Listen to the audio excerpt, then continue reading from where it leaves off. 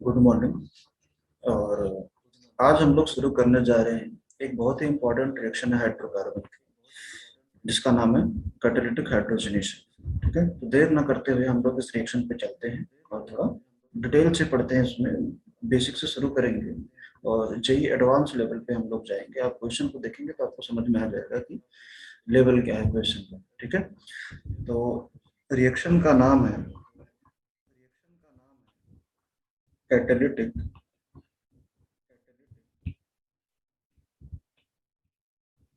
Hydrogenation. Okay, तो catalytic hydrogenation जो है, देखिए ये जो बना हुआ है हाइड्रोजनेशन, ये दो वर्ड से मिलकर बना हुआ है। हाइड्रो मीन्स हाइड्रोजन एंड जिनेशन जो यहाँ पे लिखा हुआ है इसका मतलब है एडिशन। तो ये वो रिएक्शन है जिसमें हम लोग हाइड्रोजन मॉलिक्यूल को ऐड करेंगे बाय यूजिंग कैटलिस्ट। और कैटलिस्ट कौन सा होगा? कैटलिस्ट जो हम लोग यूज करेंगे इसमें, चाहे आप निकल यूज कर लो, पीडी यूज कर लो या पीटी यूज कर लो, इन तीनों में पीडी एंड देन पीटी।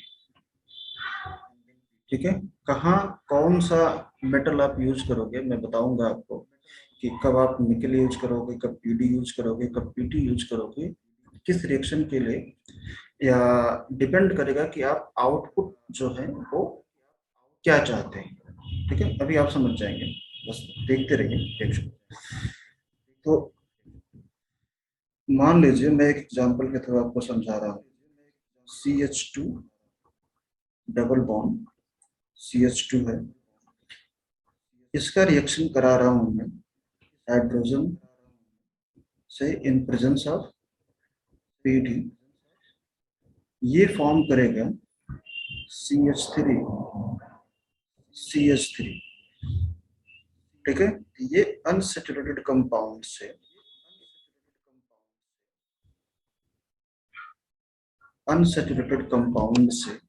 आपको सेचुरेटेड कंपाउंड देगा। ठीक है, फ्रॉम अल्कीन और अल्काइन से ये बनाएगा एल्केन। ये चीज आपको ध्यान रखना है कि मल्टीपल बॉन्ड से जो आप रिएक्टेंट यूज कर रहे हैं उससे डबल बॉन्ड या ट्रिपल बॉन्ड से it will form single bond. That means from alkene और alkyne it will give you alkane. Clear हुआ? कुछ और एग्जांपल देखते हैं। For example CH triple bond CH है, ये क्या है? अल्काइन है, एसिटिलीन इसका नाम है। तो जब आप रिएक्शन कराएंगे H2 in presence of PD, it will form CH3 CH3। देखिए ऊपर वाले रिएक्शन में क्या है कि डबल बॉन्ड था, तब भी ये एल्केन बना रहा था। और नीचे वाले रिएक्शन में क्या है कि ट्रिपल बॉन्ड है, फिर भी ये एल्केन ही बना रहा है। ठीक है, ये जो कैटलिस्ट आप देख रहे हैं PD, ये जो लिखा हुआ है ये हेट्रोजेनियस कैटलिस्ट है।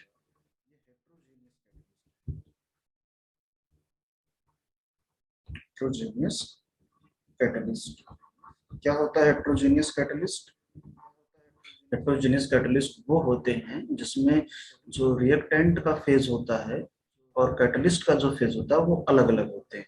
अगर ये लिक्विड फॉर्म में है, ये सॉलिड फॉर्म, और कैटलिस्ट सॉलिड फॉर्म में है, ये हेट्रोजेनियस हो गया। लेकिन या लेकिन अगर दोनों का फेज सेम है तो आप इसको बोलेंगे होमोजेनियस कैटलिस्ट। ठीक है, तो here it is heterogeneous catalyst. दो तीन बातें अभी तक आपको ध्यान रखना है कि आप अनसेचुरेटेड कंपाउंड से सेचुरेटेड कंपाउंड बना रहे हैं इस रिएक्शन में, जिसमें आप हेट्रोजेनियस कैटलिस्ट को यूज कर रहे हैं। अभी तक आपको दो बातें याद रखनी। ठीक है, थोड़े और एग्जांपल देखते हैं। CH3 CH double bond CH2 same reaction मैं करा रहा हूँ, क्या बनेगा इसमें प्रोडक्ट? सब जगह आप सिंगल बॉन्ड कर दीजिए और कार्बन की वैलेंसी को कंप्लीट करने के लिए वहां पे हाइड्रोजन को रख दीजिए। यहाँ तो कार्बन की वैलेंसी कंप्लीट है, जैसे लिखा हुआ आप वैसे लिख दीजिए। और इसके बगल वाला कार्बन और जो दूसरा कार्बन है, इनके बीच में अब आपको सिंगल बॉन्ड लिखना है। ठीक है, तो यहाँ पे एक एक हाइड्रोजन को आपको बढ़ाना पड़ेगा। बात समझ में आई? तो प्रोपीन से it is forming propane. Okay, दूसरा एग्जांपल देखते हैं। CH3 C triple bond CH, same reaction करा रहा हूं मैं, क्या बनेगा प्रोडक्ट? CH3 CH2 CH3, ये बनेगा। ठीक है, अब हम लोग क्या इसके मैकेनिज्म के बारे में समझते हैं कि मैकेनिज्म कैसे बन रहा है। ये मैकेनिज्म अगर हम लोग समझ जाते हैं तो अभी जब हायर लेवल के प्रॉब्लम में कराऊंगा उसको सॉल्व करने में आपको आसानी होगी। अभी तक तो ये बिल्कुल बेसिक है, नीट लेवल का है या बोर्ड लेवल का है एग्जाम, लेकिन जब आप जेई एडवांस में जाएंगे तो इसमें वेरिएशन, ये H2 की जगह पे इसके आइसोटोप्स यूज कर लेगा, मान लो ड्यूटेरियम या ट्रिटियम यूज कर लेगा और बताएगा ड्यूटेरियम कहाँ पे आ रहा है। ठीक है, ये आपसे पूछा जाएगा कि ड्यूटेरियम किस कार्बन से अटैच होगा। आपको मैंने हिंट दे दिया है इस रिएक्शन में कि जो जहाँ पे मल्टीपल बॉन्ड है, जहाँ पे डबल बॉन्ड या ट्रिपल बॉन्ड है, उसके क्रॉस वाले जो कार्बन है उसी पे ही आप हाइड्रोजन को अटैच करेंगे। ठीक है,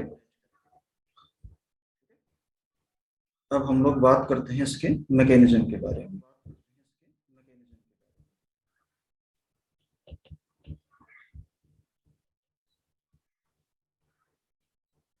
देखिए मैकेनिज्म में क्या होगा,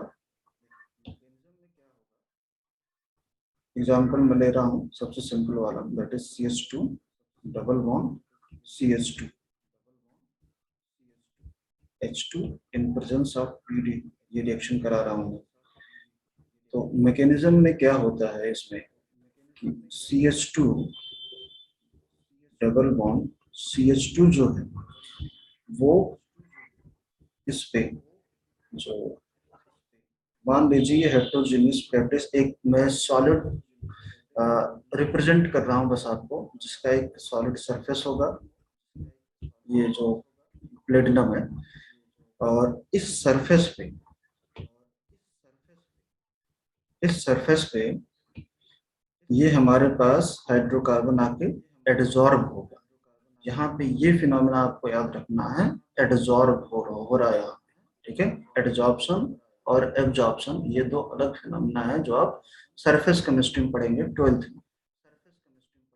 ठीक है, यहाँ पे हाइड्रोकार्बन आके एडजॉर्ब हो रहा है, साथ ही साथ जो आपने हाइड्रोजन यूज किया है वो भी आके इस पे एडजॉर्ब हो रहा है। तो ये प्लेटिनम क्या कर रहा है, एक मीडियम प्रोवाइड करा रहा है जहां पे आपके हाइड्रोकार्बन और हाइड्रोजन दोनों आके एडजॉर्ब होते हैं। और एडजॉर्ब होने का इनका रीजन ये होता है कि जो एल्कीन है या एल्काइन है, ये इलेक्ट्रॉन डिफिशियंट होते हैं, तो पीडी क्या करेगा, इसको इलेक्ट्रॉन प्रोवाइड कराता है, इसकी स्टेबिलिटी के लिए इसको इलेक्ट्रॉन प्रोवाइड कराता है। सिमिलरली ये H2 को भी इस पे एडजॉर्ब करता है, इसको भी इलेक्ट्रॉन प्रोवाइड कराता है। तो जब ये इलेक्ट्रॉन प्रोवाइड कराता है, इलेक्ट्रॉन प्रोवाइड किस में कराएगा, इसके एंटी बॉन्डिंग ऑर्बिटल। ठीक है, एंटी बॉन्डिंग ऑर्बिटल में जब ये इलेक्ट्रॉन प्रोवाइड कराएगा, इसका जो बॉन्ड होगा वो स्लाइटली वीक होगा। ठीक है, अब आगे क्या होता है कि CH2 single bond CH2 H H, मैं इस फॉर्म में लिख रहा हूँ, अभी आपको समझ में आ जाएगा। तो ये वाला जो H के बीच में बॉन्ड है ये वीक हो रहा है, इसके बीच में जो बॉन्ड है वो भी वीक हो रहा है कार्बन कार्बन के बीच में, क्योंकि जो PD है वो इसको इलेक्ट्रॉन प्रोवाइड करा रहा है। ठीक है, उसके बाद इन कार्बन और हाइड्रोजन के बीच में बॉन्ड फॉर्म हो रहा है। यहाँ पे भी बॉन्ड, इस कार्बन और इस हाइड्रोजन के बीच में भी बॉन्ड फॉर्म होगा। ठीक है, तो आप ये कहेंगे कि जो ट्रांजिशन स्टेट है वहां पे there is a formation of 4 member cyclic transition state. क्या हो रहा है, ये ट्रांजिशन स्टेट पे 4 मेंबर साइक्लिक ट्रांजिशन स्टेट बन रहा है। ठीक है, जहां पे कार्बन कार्बन के बीच में जो डबल बॉन्ड है वो सिंगल बॉन्ड करेक्टर में आ जाएगा, और जो हाइड्रोजन हाइड्रोजन के बीच में सिंगल बॉन्ड है वो ब्रेक होगा। ठीक है, ये आप बॉन्ड इधर दिखाएंगे कि ये जो हाइड्रोजन हाइड्रोजन के बीच में बॉन्ड है ये टूट के कार्बन कार्बन कार्बन और हाइड्रोजन के बीच में बॉन्ड फॉर्म हो रहा है। सिमिलरली जो इसका डबल बॉन्ड है वो भी टूट के कार्बन और हाइड्रोजन के बीच में बॉन्ड बनाएगा। देखो इसको मैं थोड़ा और डिटेल से आपको समझाता हूँ। क्लियर, अगर मैं इस कार्बन के बारे में बात करूं, इस वाले कार्बन की, तो ये क्या कर रहा है, एक बॉन्ड फॉर्म हो रहा है, इसकी वजह से एक बॉन्ड फॉर्म कर रहा है, तो एक बॉन्ड तोड़ेगा क्योंकि मैक्सिमम कार्बन 4 बॉन्ड बना सकता है। तो एक बॉन्ड अगर कहीं से बना रहा है तो दूसरा वो बॉन्ड तोड़ेगा, जो भी उसका वीक बॉन्ड होगा। वीक बॉन्ड इसके पास दो है, एक सिग्मा है एक पाई है, जिसमें से भी कंपैरिजन होगा कि कौन सा इन दोनों में वीक है। तो वीक कौन सा है, पाई वाला। कौन सा होता है एक्चुअली, पाई वाला वीक बॉन्ड होता है। पाई वीक बॉन्ड इसलिए होता है क्योंकि पाई बॉन्ड जो फॉर्म होता है वो लेटरल, ऐसे लेटरल ओवरलैपिंग से फॉर्म होता है। ये जो बॉन्डिंग होती है इसमें ओवरलैपिंग कम होता है as comparison to sigma bonding. ठीक है, सिग्मा बॉन्डिंग जितना ज्यादा ओवरलैपिंग होती है उतना स्ट्रॉन्ग बॉन्ड भी बनता है।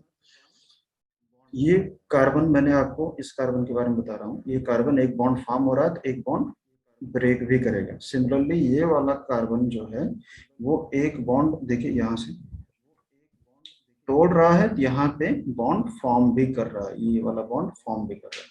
सबकी बैलेंसिंग कंप्लीट है। आप यहाँ पे एक पॉइंट ये लिख लीजिए कि formation of 4 member transition state, then what will happen, इस कार्बन के पास हो जाएंगे 3 हाइड्रोजन। ओके, एक हाइड्रोजन ऐड हो रहा है, और इस वाले कार्बन के पास भी हो जाएंगे 3 हाइड्रोजन। सो प्रोडक्ट वही बना जो हम लोगों ने स्टार्टिंग में बनाया था, ये। ठीक,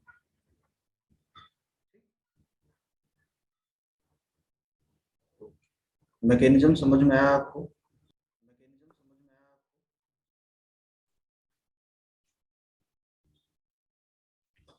और अब हम लोग बात करेंगे फीचर्स पे।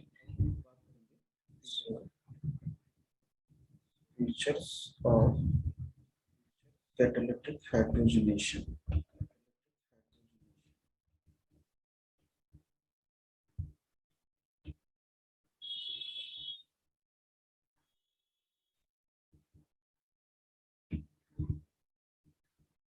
फर्स्ट पॉइंट जो इसमें आपको याद रखना चाहिए कि this is, it forms 4 member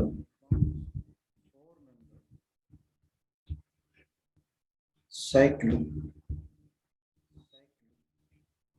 transition state. ठीक है, जो मैंने आपको बताया था रिएक्शन मैकेनिज्म में कि फॉर्म करेगा 4 member cyclic transition state. Second point जो आपको याद रखना है वो ये है कि this is a syn addition.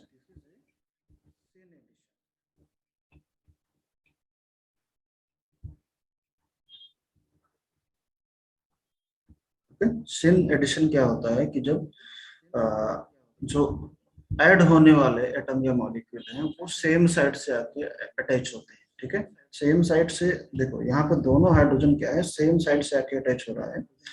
ये भी आपको थोड़ा हो सकता है ना समझ में आ रहा हो या कम समझ में आ रहा है। अभी मैं कुछ आपको और एग्जांपल जब कराऊंगा तो आपको इसकी रिलेवेंस समझ में आएगी, इसकी इंपॉर्टेंस समझ में आएगी कि जो सिन एडिशन है वो एक्चुअली होता कैसे है, कि उससे मॉलिक्यूल या जो प्रोडक्ट है उसके स्ट्रक्चर पे क्या फर्क पड़ रहा है। ये पॉइंट आपको याद रखना है इसमें कि सिन एडिशन। ठीक है। थर्ड पॉइंट ये है कि जो रिएक्टिविटी ऑर्डर है इसकी, वो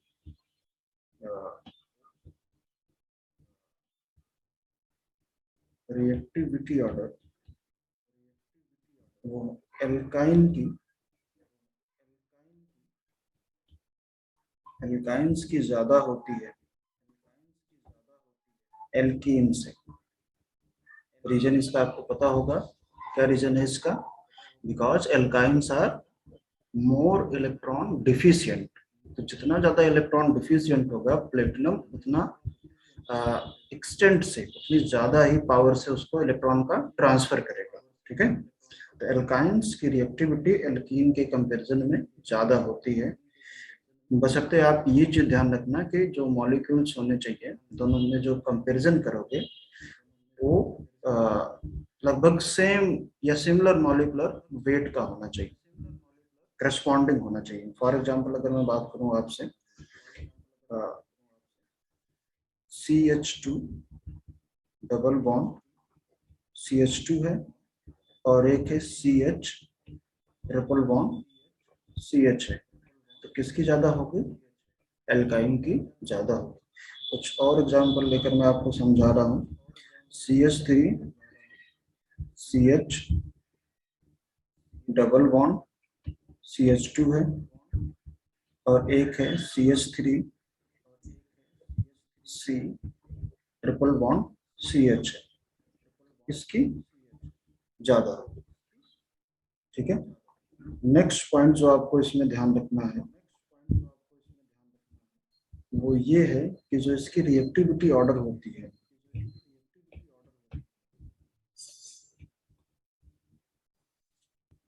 वो इनवर्सली प्रोपोर्शनल होता है स्टेरिक हिंड्रेंस के।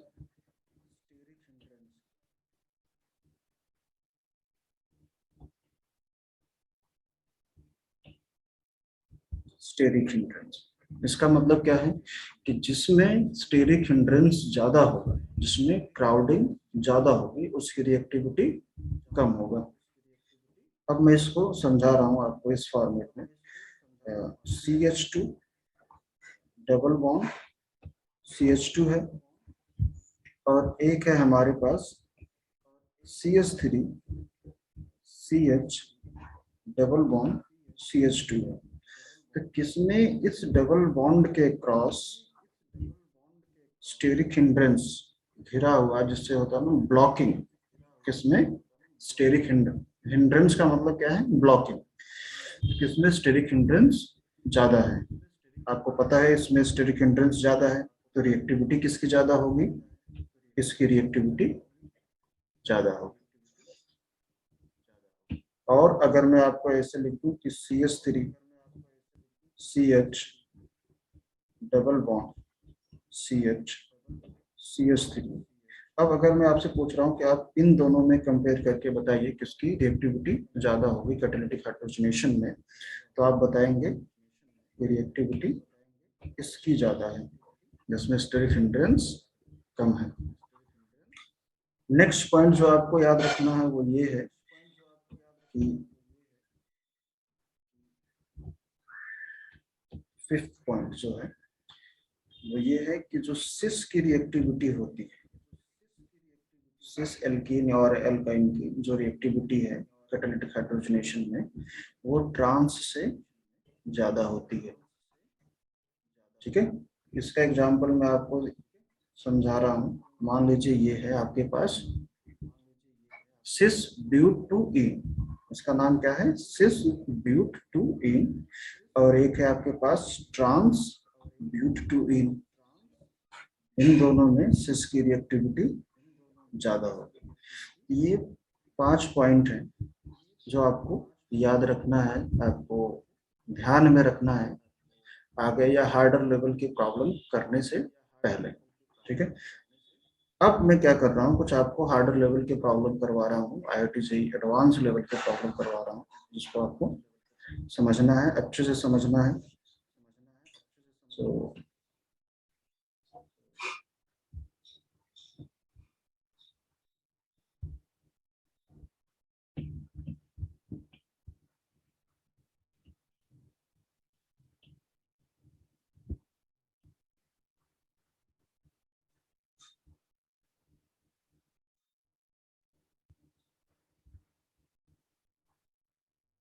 some more examples.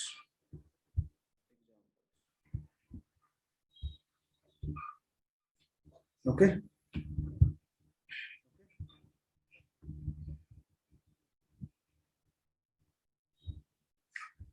ये है हमारे पास साइक्लोहेक्सीन, जिसका मैं रिएक्शन करा रहा हूँ H2 in presence of PD। तो आपको पता ही है प्रोडक्ट क्या बनेगा, कि जहाँ पे डबल बॉन्ड है उसको सिंगल बॉन्ड में कन्वर्ट कर दीजिए, और जो कार्बन उससे लगे हुए जो कार्बन है वहां पे एक एक हाइड्रोजन को आपको बढ़ा देना है। तो प्रोडक्ट बनेगा आपका जी। इसमें मैं हाइड्रोजन जो ऐड कर रहा हूँ उसको अलग कलर से दिखा दे रहा हूँ आपको, ठीक है। इसका नाम है साइक्लोहेक्सेन।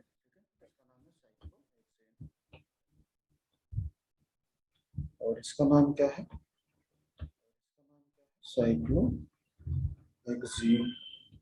ये है cyclohexene and this is cyclohexane. इसी को हो सकता है इस फॉर्मेट में ना लिखा हो, आप इसको ऐसे भी लिख सकते हैं। हाइड्रोजन को दिखाने की जरूरत नहीं होती है हाइड्रोकार्बन में, अगर आपको समझ में आ रहा है तो आप इसको ऐसे लिख सकते हैं, ठीक है। दूसरा एग्जाम्पल, इसको समझने में तो कोई दिक्कत नहीं है, अभी बेसिक से शुरू कर रहा हूँ इसमें भी, ठीक है। थोड़ा सा आप लेवल बढ़ता चला जाएगा। सेकेंड एग्जाम्पल मैं आपको करा रहा हूँ, वो ये है कि अब मैं हाइड्रोजन की जगह पे उसका आइसोटोप ड्यूटेरियम यूज कर रहा हूँ, ठीक है। अब आपको बताना है कि प्रोडक्ट क्या बनेगा। प्रोडक्ट जब आप बनाएंगे इसमें,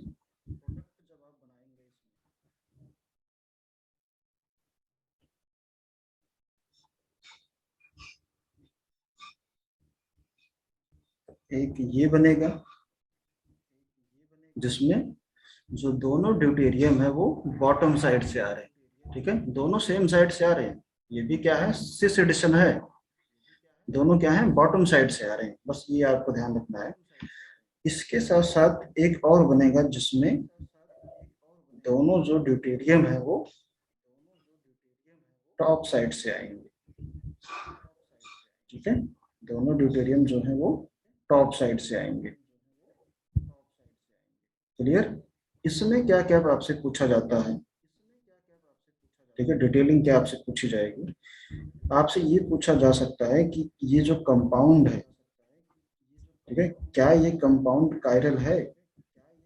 इस कंपाउंड के कायरल पता करने से पहले आप ये देखेंगे कि क्या इसमें कायरल सेंटर है, और कायरल सेंटर है तो कायरल सेंटर के बाद भी देखो, अगर कायरल सेंटर है तो भी ये जरूरी नहीं है कि वो मॉलिक्यूल कायरल होगा,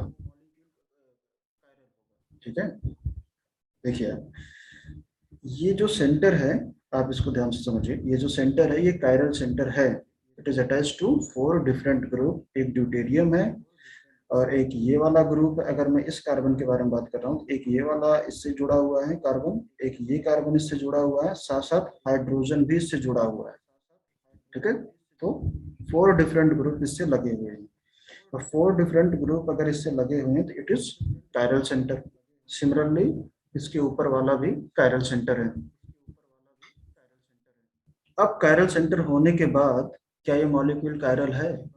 नहीं, ये मॉलिक्यूल कायरल नहीं है। रीजन इसका ये है कि there is a plane of symmetry.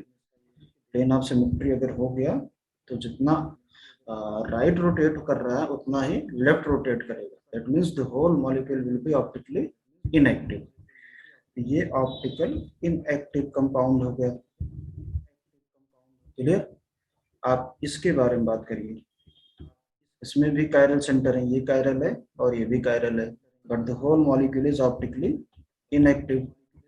अब दोनों मॉलिक्यूल के अंदर कायरल सेंटर है बट दोनों मॉलिक्यूल ऑप्टिकली इनएक्टिव है, तो ये जो दोनों कंपाउंड जिस सोल्यूशन में होंगे वो सोल्यूशन क्या होगा, वो भी ऑप्टिकली इनएक्टिव होगा। ऑप्टिकली इनएक्टिव सोल्यूशन बना है। ये बात समझ में, इतनी डिटेलिंग आपसे पूछी जा सकती है, इसमें से कहीं से भी आपसे पूछा जा सकता है, ठीक है। इसको आप बोल सकते हैं they are individually optically inactive and they are meso compound, जिसमें एक कायरल सेंटर हो और प्लेन ऑफ सिमेट्री हो, वो मीजो कंपाउंड कहलाता है। ये भी क्या होगा, मेसो कंपाउंड होगा। क्लियर। मैं दूसरा एग्जांपल आपको समझा रहा हूँ जो थोड़ा सा और हार्ड है। थर्ड एग्जांपल,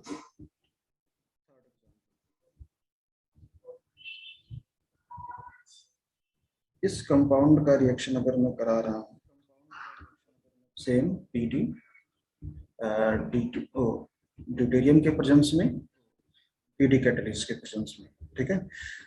तो क्या बनाएगा ये प्रोडक्ट, सेम आप दोनों जो ड्यूटेरियम है उनको अटैच करिए सेम साइड से, एक बार फ्रंट से, एक बार टॉप से, एक बार बॉटम से, और उसके बाद उन जो मॉलिक्यूल बन रहे हैं उस मॉलिक्यूल्स के फीचर्स के बारे में एनालाइज करने की कोशिश करिए कि क्या ये ऑप्टिकली एक्टिव है या इनएक्टिव है, और उसके बाद जो मिक्सचर बनेगा वो किस टाइप का मिक्सचर बनेगा। तो इसमें मैं एक बार क्या कर रहा हूँ कि जो ड्यूटेरियम है उसको बॉटम साइड से लगा रहा हूँ। तो ड्यूटेरियम अगर बॉटम साइड से आएगा, जो CH3 होगा, यहाँ पे जो CH3 लगा हुआ है वो क्या हो जाएगा, टॉप में। ठीक, साथ साथ इसका एक और प्रोडक्ट बनेगा,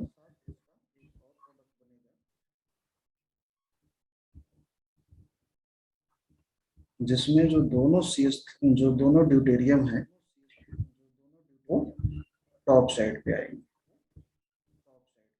ओके, ठीक, चलिए इसके बारे में बात करते हैं। क्या ये सेंटर जो है, कार्बन जो है, वो कायरल सेंटर है? Yes, it is chiral. What about this one, this also chiral. अब इस पूरे मॉलिक्यूल के बारे में बताइए कि क्या ये मॉलिक्यूल ऑप्टिकली एक्टिव है? क्या इसमें प्लेन ऑफ सिमेट्री है? नहीं, प्लेन ऑफ सिमेट्री नहीं है। तो क्या ये मॉलिक्यूल ऑप्टिकली एक्टिव है? Yes, it is optically active molecule. What about this one, ये भी ऑप्टिकली एक्टिव है। अब इस अगर सोल्यूशन के बारे में बात करूं मैं, क्योंकि ये दोनों जो प्रोडक्ट आपके बने हुए हैं ये दोनों सोल्यूशन में प्रेजेंट होंगे। अब ये सोल्यूशन जो है वो ऑप्टिकली एक्टिव होगा? ये सोल्यूशन ऑप्टिकली एक्टिव नहीं होगा, ये ऑप्टिकली इनएक्टिव सोल्यूशन होगा। दोनों इंडिविजुअली ऑप्टिकली एक्टिव हैं, but the whole solution is optically inactive. Reason इसका ये है बिकॉज ये जो सोल्यूशन है ये रेसमिक सोल्यूशन, रेसमिक सोल्यूशन। और रेसमिक सोल्यूशन में क्या होता है कि यहाँ पे एक्सटर्नल एक्सटर्नल कंपनसेशन होती है। अब एक्सटर्नल और इंटरनल कंपनसेशन क्या होता है वो आप इस मॉलिक्यूल को देख के समझिए। देखिए,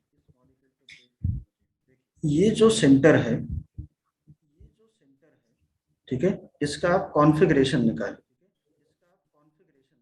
ठीक है, कॉन्फ़िगरेशन निकालने के बाद आप बताइए कि ये R है या S है, उसके बाद इसके करस्पॉन्डिंग ये निकालिए। अच्छा, एक बिना निकाले ही मैं आपको हिंट दे रहा हूँ कैसे इसको कैलकुलेट करना है। इसमें देखिए ड्यूटेरियम क्या है, बॉटम साइड में है, और इसमें ड्यूटेरियम टॉप साइड पे है। तो जो कॉन्फ़िगरेशन इस वाले कार्बन का होगा उसका अपोजिट होगा। बात समझ में आई? जो कॉन्फ़िगरेशन R या S जो भी हो, जो कॉन्फ़िगरेशन इस वाले कार्बन का होगा उसका अपोजिट ही होगा। इसका मतलब क्या है कि जितना ये वाला सेंटर इसको राइट रोटेट करेगा या लेफ्ट रोटेट करेगा, जो भी कॉन्फ़िगरेशन आता है, राइट रोटेट करेगा या लेफ्ट रोटेट करेगा, उसका अपोजिट सेम मैग्नीट्यूड में ये वाला कार्बन करेगा। इसका मतलब क्या है कि the whole compound will be, the whole mixture will be optically inactive. Similarly आप ऊपर वाले कार्बन के बारे में भी बात कर सकते हैं दोनों। इसी को बोला जाता है एक्सटर्नल कंपनसेशन। अब ऊपर चलते हैं, इंटरनल कंपनसेशन समझते हैं, जिसमें एक ही मॉलिक्यूल में सेम मैग्नीट्यूड में R और S दोनों प्रेजेंट होते हैं। ये जो है इस वाले कार्बन के बारे में बात कर रहा हूँ, जितना राइट रोटेट करेगा ऊपर वाला उतना ही मैग्नीट्यूड में लेफ्ट रोटेट कर देगा। एक ही मॉलिक्यूल में सेम मैग्नीट्यूड में राइट और लेफ्ट रोटेशन हो रहा है। That's why this is internal compensation optically optically inactive, तो यहाँ पे लिख सकते हैं आप इंटरनल कंपनसेशन। बात समझ में आई?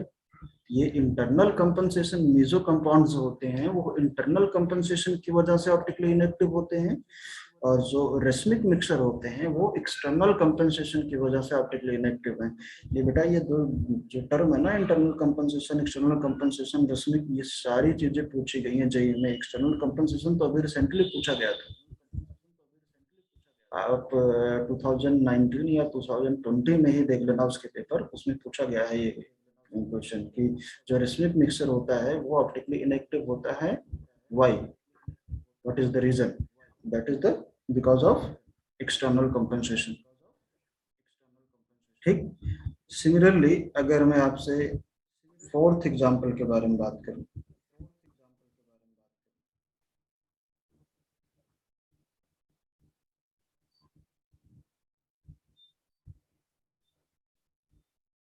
ठीक, ड्यूटेरियम से in presence of PD product आप बना लीजिए, ये तो आसान ही है। दोनों को एक बार सेम साइड पे लगाइए,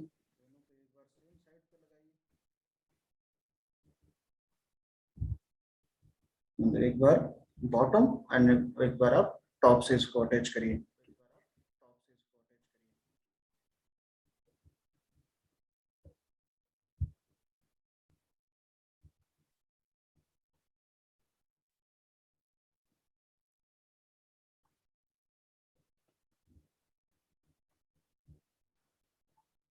So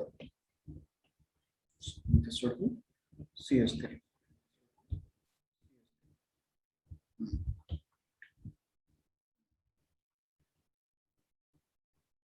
ये बनेगा, ठीक है। तो इसमें भी कायरल सेंटर है, बट ये ऑप्टिकली इनएक्टिव है, बिल्कुल आप ऊपर वाले की तरह देख सकते हैं। ये जो बना हुआ है, देखिए, या इसमें क्या है, ग्रुप नहीं लगा हुआ है, दोनों पे ग्रुप नहीं है, और इसमें दोनों पे ग्रुप है। इस वाले में दोनों पे CH3 ग्रुप लगे हुए हैं, तो दोनों में आइडेंटिटी है। उसमें नहीं है, इसमें है, लेकिन दोनों कार्बन पे प्रेजेंट है, इसलिए ये भी क्या हो गया, ऑप्टिकली इनएक्टिव है। ये ऑप्टिकली इनएक्टिव किसकी वजह से? मीजो की वजह से। और ये भी ऑप्टिकली इनएक्टिव है मीजो की वजह से। ठीक, whole solution will be also optically inactive. बिल्कुल सेम है उसकी जैसे जो आपने ये वाला एग्जांपल किया है। ठीक है, एक और एग्जांपल मैं आपको करा रहा हूँ, एक नहीं दो एग्जांपल आपको कराऊंगा, ये भी बहुत इंपॉर्टेंट है।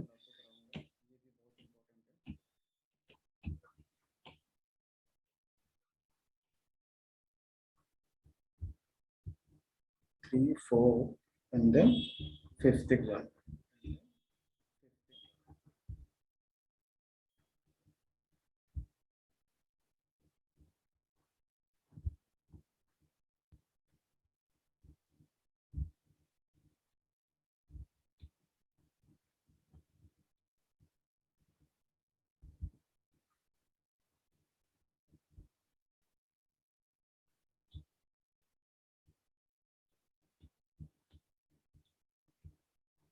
ये भी क्वेश्चन पूछा गया है, आई थिंक 2019 में क्वेश्चन पूछा गया है ये, जिसमें एक सिस एल्कीन लिया गया है, एक ट्रांस एल्कीन लिया गया है, और उसके बाद पूछा गया है प्रोडक्ट क्या बनेगा। अच्छा, इसमें जो ट्रिक था वो ये था कि जो प्रोडक्ट आपको दिया गया था ऑप्शन में, वो इस फॉर्मेट में दिया गया था।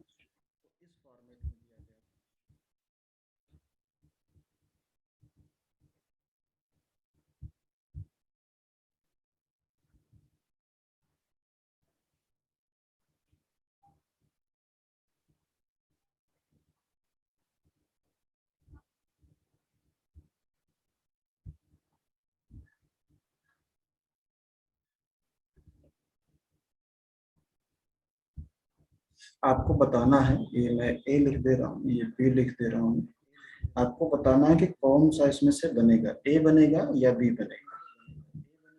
ठीक, सिमिलरली इसमें भी मैं लिख दे रहा हूँ,